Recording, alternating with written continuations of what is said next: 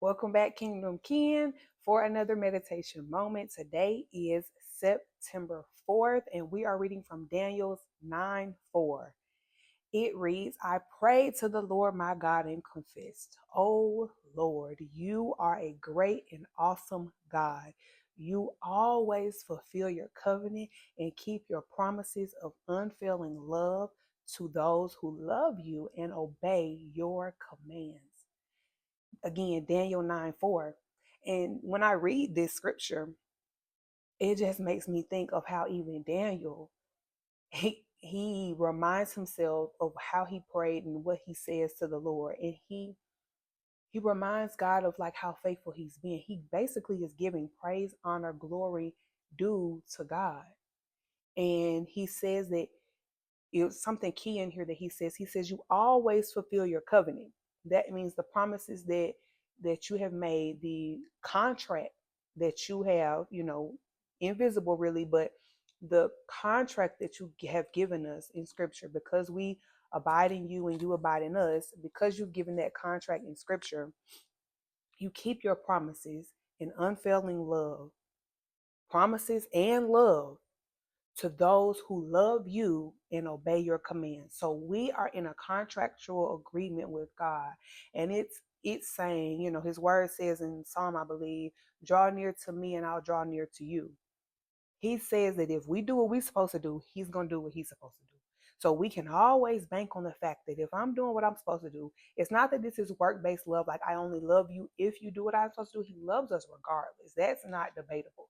But when we are asking God to fulfill the promises that he has, to protect us, to care for us, to provide security for us, to give us the things that we need to survive, to help our family, to heal us, when we're asking God for these things, it's a contractual thing.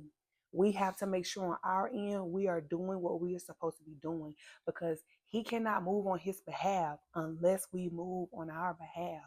It's key that we remember that God has these rules set up in life that we have to obey in order for him to do the things that we are asking him to do. This is not oh, I woke up today and I have no other resort but to depend on God. He really doesn't want us to have a relationship like that. Like, oh, I done forgot about you for all this time, and now I'm randomly needing you, and I need to depend on you because I can't do it on my own. That's not really what he needs us to understand, that on a daily basis, we cannot survive without him. And so how dare we sort of get to the fact to the point of, oh, now I need God. Of all the years that I've neglected him, now I need him.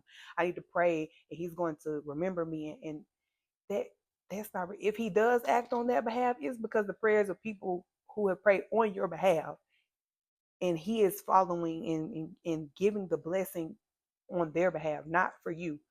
So we need to make sure that on our end that we're doing what we're supposed to be doing. It's a pretty simple ask to follow his commands.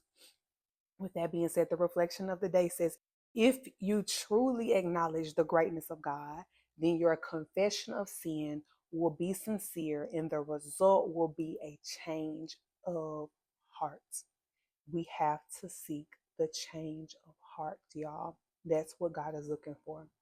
Be blessed. I will see you all next week. Don't forget to like, share, and follow for more. See you.